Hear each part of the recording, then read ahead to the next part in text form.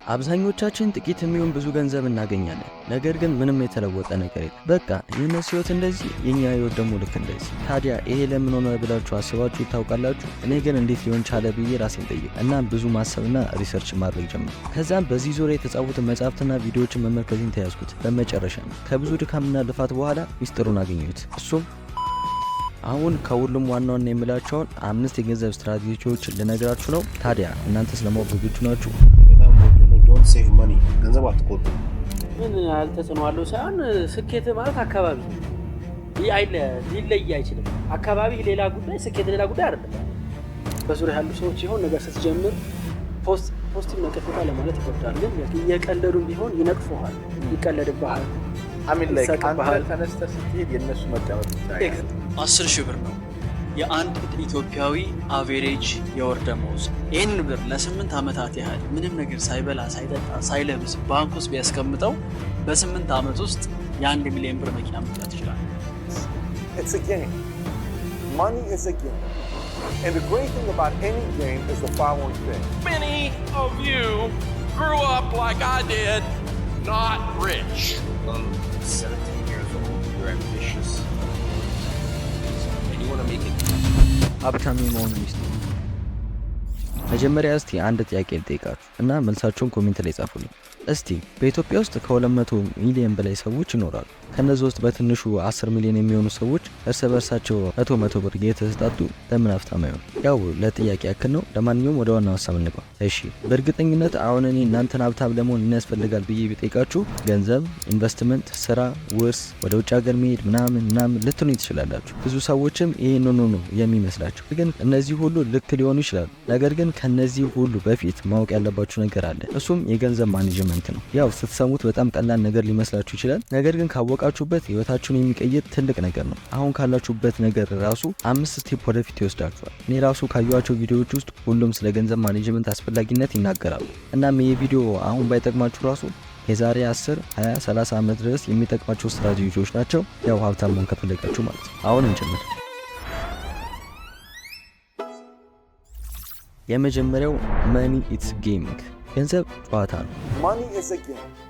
And the great thing about any game is the following. ልክ እንደማንኛውም ጨዋታ ለምሳሌ ሁሉም ሰው የሚያውቀውን የፉትቦል ጌምን እንውሰድ። የእግር ኳስ ጨዋታ እንደምታውቁት ብዙ ሰው ከልቡ የሚዝናናበት እና ደግሞ የእናንተና ቡድን ተሸነፈ ብሎ የተቃጠለ ጨጓራው ለማራስወሰት የሚጠጣበት እንዲሁም ከማየት አልፎ የእግር ኳስ ፍቅሩን በመጫወት የሚገልጽበት ዓለም አቀፍ ጌም ነው። አሁን በደንብ ስሙ።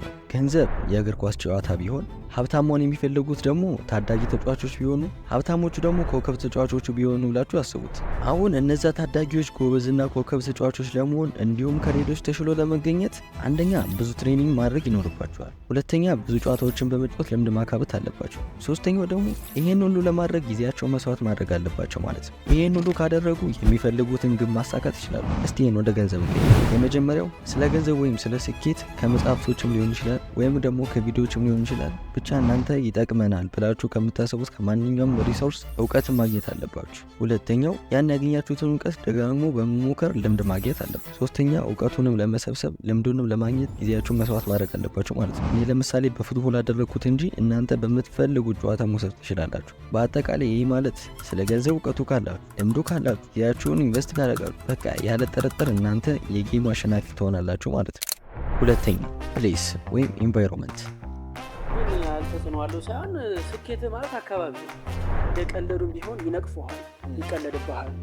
አሚን ላይ አንተ ተነስተህ ስትሄድ የነሱ መጫወት ይታያል። ኤግዛክትሊ ማንም ሰው ውሎውን ነው የሚመስለው። ከአብዛኞቹ የስኬታማ ሰዎች ህይወት በስተጀርባ ያለው ራሱ ኢንቫይሮንመንታቸው መምረጣቸው። ለምሳሌ ጎበዝ ሰዓሊ መሆን ከፈለግ ከሰዓሊዎች ጋር ነው መዋል ያለብህ። ዩቲዩበር መሆን ከፈለግ ከዩቲዩበሮች ጋር፣ ቲክቶከር መሆን ከፈለግ ከቲክቶከሮች ጋር፣ አንባቢ መሆን ከፈለግ ከአንባቢዎች ጋር፣ ዘፋኝ መሆን ከፈለግ ከዘፋኞች ጋር። በመጨረሻ ሀብታም መሆን ከፈለግ ከሀብታሞች ጋር እና ሀብታም መሆን ከሚፈልጉ ሰዎች ጋር ነው መዋል ያለብህ። ይህ ስትራቴጂ ዝም ብሎ ሊመስል ይችላል፣ ነገር ግን ስለ ገንዘብ ካነበብከው መጻሕፍቶችና ካያቸው ቪዲዮዎች የበለጠ ከነሱ ህይወት ተሞክሮ የምትወስደው እውቀት የበለጠ ይጠቅማል።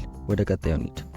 ሶስተኛ አሴት የአብዛኞቻችን ችግር ይሄ የሚያስፈልገን ነገር በላይ ለቅንጦት የሚሆኑ ነገሮችን ለመግዛት ገንዘባችን እናባክናለን። አሴት ማለት ምን ማለት ነው ለምትሉ ካላችሁ አሴት ማለት አማርኛ ንብረት ማለት ሲሆን ገዝታችሁት ከትንሽ ጊዜ በኋላ ብትሸጡት አትራፊ ሊያደርጋችሁ የሚችል ንብረት ማለት ነው። ለምሳሌ ሁለት ሰዎች ቢኖሩና ሁለቱም የ50,000 ብር ስልክ ቢገዙ ከዛን አንደኛው 5,000 ብር አስርፎ 55,000 ብር ቢሸጠውና ሁለተኛው ደግሞ ዝም ብሎ ቢጠቀምበት ከሁለቱ ተጠቃሚ የሚሆነው አንደኛው ነው። ምክንያቱም አሴት ስለገዛ አትርፎ ሽጦት። ሁለተኛው ግን ከተጠቀመበት በኋላ እንኳን ቸግሮት ልሽጠው ቢል ከ50,000 ብር በታች ቀንሶ ነው ብሩን አባከነ ማለት ነው። ስለዚህ ገንዘባችንን ማውጣት ያለብን አሴት ላይ ብቻ ነው። ነገር ግን አስፈላጊ ለሆኑ ነገሮች ማለትም መጠለያ፣ ምግብ፣ መጠጥ፣ ልብስ ላይ ማውጣት በዚህ ስትራቴጂ ላይ ችግር ያመጣል። ግን አንዳንድ ሰዎች እዚህ ጋር ይሸወዳሉ። ለምሳሌ የወር ደሞዝተኛ ከሆኑ ደሞዛቸው ባደገ ቁጥር ወጫቸውን ይጨምራሉ። ማለትም በፊት በ10,000 ብር ደሞዝ የሚኖር ሲሆን ልክ ደሞዙ ወደ 15,000 ብር ሲገባ ሌላ ወጪ ይጨምርና እንደ 15,000 ብር ደሞዝተኛ መኖር ይጀምራል። ይሄ ለትልቅ ኪሳራ ይዳርገናል። እኛ ደግሞ ሀብታም መሆን ከፈለግን ወጫችንን ማብዛት ሲሆን የገቢ ምንጫችንን ማብዛት ነው ያለብን።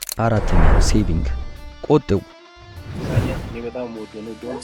10,000 ብር ነው የአንድ ኢትዮጵያዊ አቬሬጅ የወር ደመወዝ። ይህን ብር ለ8 ዓመታት ያህል ምንም ነገር ሳይበላ ሳይጠጣ ሳይለብስ ባንክ ውስጥ ቢያስቀምጠው በ8 ዓመት ውስጥ የ1 ሚሊዮን ብር መኪና መግዛት ይችላል። እነሱ አሁን የተናገሩት ነገር ልክ አይደለም እያልኳችሁ አይደለም፣ ግን መቆጠብ የሌለባችሁ ማንኛውም ነገር ላይ ኢንቨስት ለማድረግ የሚያበቃ ካፒታል ካላችሁ ሴቪንግ ለናንተ ይሰራል። ስለዚህ እናንተ ከምትቆጥቡ ይልቅ ኢንቨስት ብታደርጉ ነው የምትጠቀሙት። ግን ለዛ የሚሆን አቅም ከሌላችሁ ሴቪንግ ወሳኝ ነገር ነው። በተለይ ትናንሽ ነገሮችን ለማድረግ ይጠቅማችኋል። ቢሆንም ግን ሎንግ ተርም ሲሆን ለአጭር ጊዜ የሚቆይ መሆን ይኖርበታል። ወደ መጨረሻው እንሂድ። ከዛ በፊት ግን ቪዲዮን እያያችሁ እዚህ ድረስ ከደረሳችሁ ቪዲዮን ወዳችሁታል ማለት ነው። ስለዚህ ሰብስክራይብ እና ላይክ ማድረግ እንዳትረሱ። የመጨረሻው አምስተኛ ታይሚንግ።